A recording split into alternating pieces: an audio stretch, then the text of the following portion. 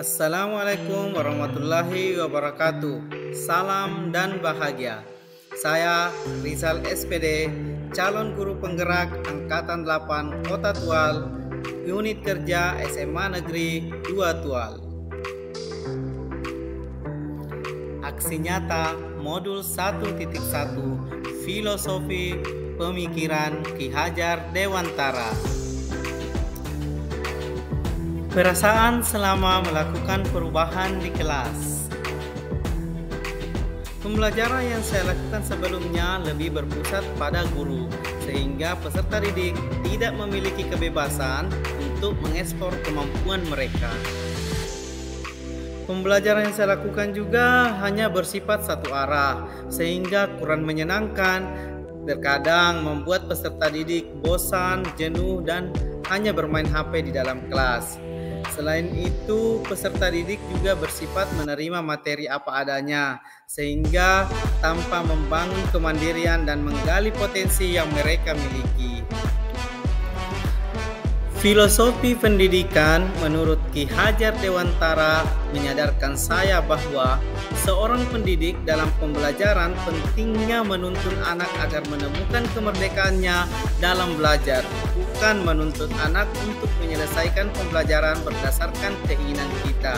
Sebagai seorang pendidik, pentingnya memberi dorongan, motivasi, dan teladan pada peserta didik. Ide atau gagasan yang timbul sepanjang proses perubahan. Yang pertama, membuat desain pembelajaran yang awalnya teacher center menjadi student center. Yang kedua, strategi pembelajaran dapat dilakukan dengan menerapkan pembelajaran yang bersifat mandiri, kolaboratif, aktif, dan menyenangkan, menguji pemahaman peserta didik melalui pemberian kuis atau game.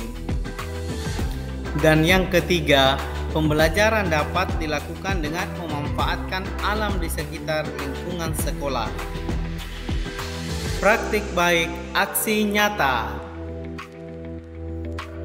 Persiapan. Pada tahap ini, saya membuat perangkat pembelajaran yang berpihak pada peserta didik dengan berbasis kearifan lokal, kekeluargaan, dan kegotong royongan.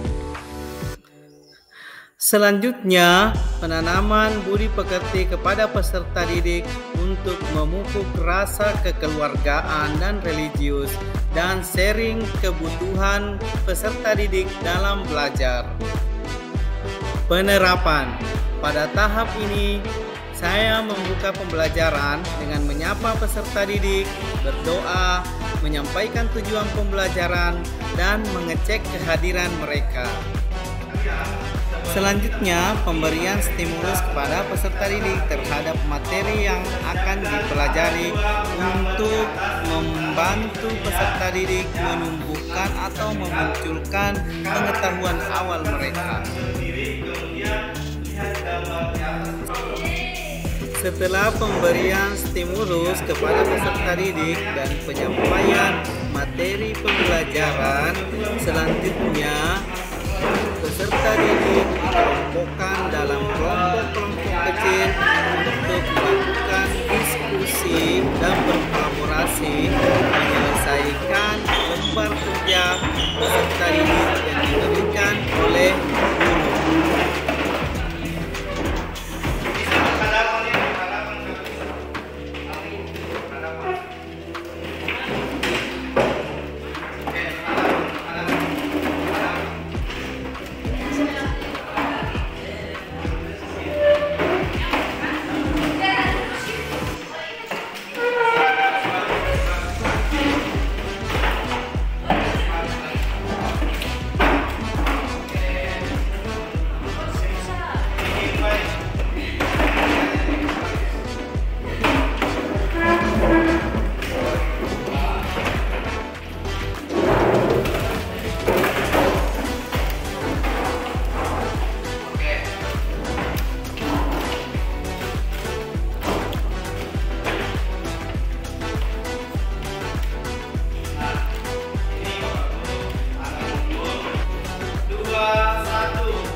Games atau ice breaking dapat diberikan kepada peserta didik untuk menguji berkonsentrasi dan memberi semangat peserta didik untuk mengikuti pembelajaran.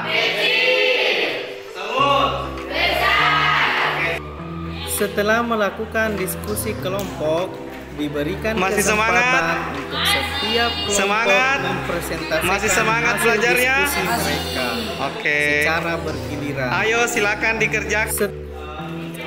Refleksi.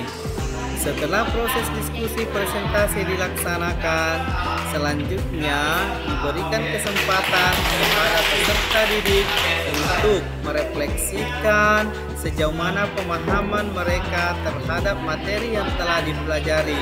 Selanjutnya, guru akan memberikan kesimpulan secara umum dan refleksi terhadap proses pembelajaran yang telah dilaksanakan. Tantangan dan strategi. Adapun tantangan yang saya dapatkan, yang pertama, dalam pembelajaran masih ada peserta didik yang kurang fokus dan perhatiannya di luar kelas. Yang kedua, terdapat juga peserta didik yang kurang berani tampil untuk mempresentasikan hasil diskusi kelompok. Dan yang ketiga, terdapat juga peserta didik yang masih diam di tempat dan hanya duduk memperhatikan. Adapun strategi yang dapat diambil, yang pertama, pentingnya memberikan motivasi kepada peserta didik sebelum pembelajaran dimulai. Yang kedua, perlu pembimbingan secara face-to-face dan menjalin komunikasi yang baik untuk mengetahui persoalan peserta didik. Yang ketiga, membuat kegiatan-kegiatan yang dapat melatih peserta didik berani tampil di depan. Testimoni proses pembelajaran yang telah saya lakukan dari seorang teman sejawat dan peserta didik.